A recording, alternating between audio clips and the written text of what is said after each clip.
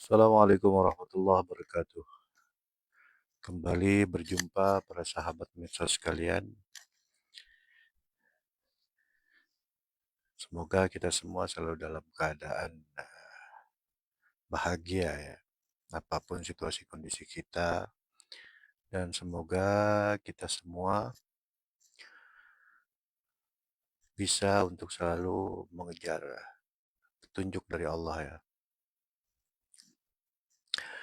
Di kesempatan kali ini masih dengan judul tentang mursyid dari berbagai pendapat para ulama besar ya. Kali ini adalah mursyid menurut Syekh Abu Yazid Al-Bustami. Syekh Abu Yazid ini termasuk ulama tabi'in ya. Dan ya, beliau masuk kepada silsilah Thariqah Naqsabandiyah ya. Itu entah yang keenam kurang lebih ya. Di Qadiriyah pun ada gitu. Ya, baik. Langsung saja. Menurut Abu Yazid Al-Bustami, mursyid adalah sosok penting dalam perjalanan ruhani menuju Allah. Ya, item paling penting lah. Gitu.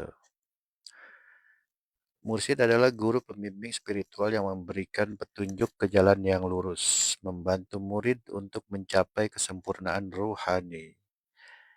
Oh, bahasanya nggak se ekstrim yang sebelumnya ya. Al-Hallaj dan Syekh Siti Jenar. Tapi ya dengan bahasa-bahasa yang bahasa pelajaran aja gitu. Dan mengenali berbagai penyakit kolbu, hati, penyakit hati ya, yang menghambat perjalanan menuju Tuhan. Ya, penyakit hati itu menghambat perjalanan menuju Tuhan ya. Elaborasinya, satu, mursyid sebagai guru dan pembimbing. Mursyid memiliki peran penting dalam mengarahkan murid pada jalan yang benar, dalam menempuh tarekat dan mendekatkan diri kepada Allah. Ya. Mursyid membantu murid untuk memahami ajaran tarekat, mengamalkan berbagai amaliyah, dan mengatasi rintangan spiritual yang dihadapi. Ya, betul. Luar biasa. Yang kedua, mursyid dan penyakit kolbu. Mursyid juga memiliki kemampuan untuk melihat dan mengenali penyakit-penyakit yang ada pada jiwa murid. Iya, ya sama kayak dokter. Kalau nggak tahu penyakit pasiennya, bagaimana ngobatinnya? Bisa-bisa salah ngasih obat, begitu. Seperti itu. Iya.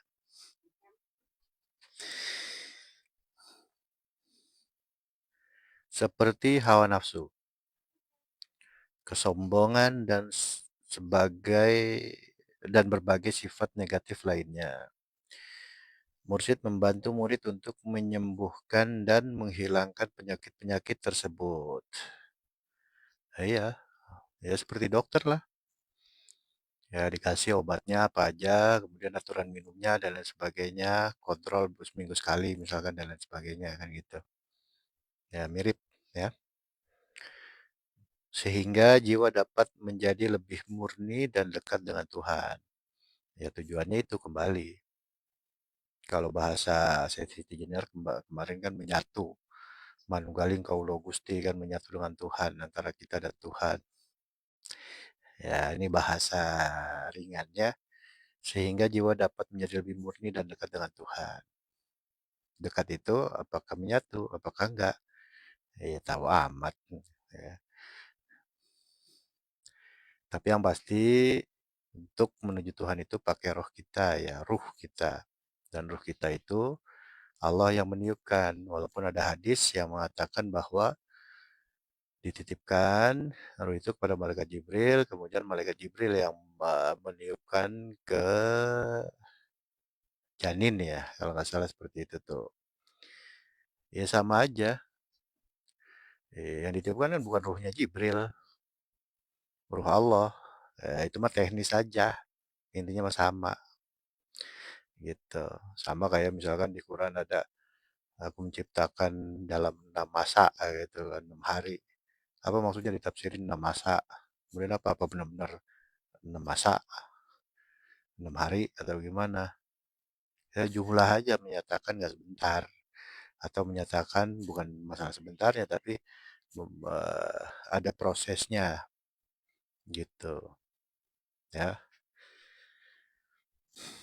Ya kita kan kalau masih berpikiran seperti anak-anak kan tring, dari ketiadaan menjadi ada itu langsung gitu tanpa proses. Aslinya tuh ada proses walaupun sepersekian detik, ada proses pembentukan gitu. Ya, gimana tadi tuh? Oh ya, ya mirip dah dengan pasien dan dokter ya. Dokter ya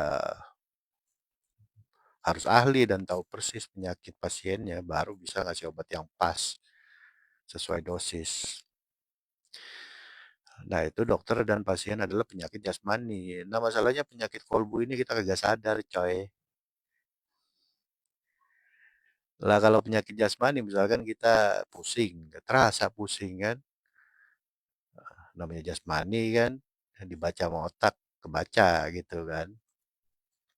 Nah, kalau penyakit hati gimana kamu ngebacanya? Bahkan kita jadi binatang juga nyaman. Kalau kagak tahu aja, bahasanya begitu. Nah, ya kurang lebih gampangnya begitulah ya. Ya, jadi ya harus banyak-banyak merenung, guys. Heeh. Kita ini penyakit hati kita banyak nggak ya? Terus ya harus berani mengkritisi diri sendiri biar nggak ngurusin orang baik, guys. Heeh, biar nggak ngurusin orang mulu. Diri kita baik kagak keurus. Kolbu kita banyak pendapat ulama itu mengatakan kan. Aku heran orang hanya mengurus jasmaninya saja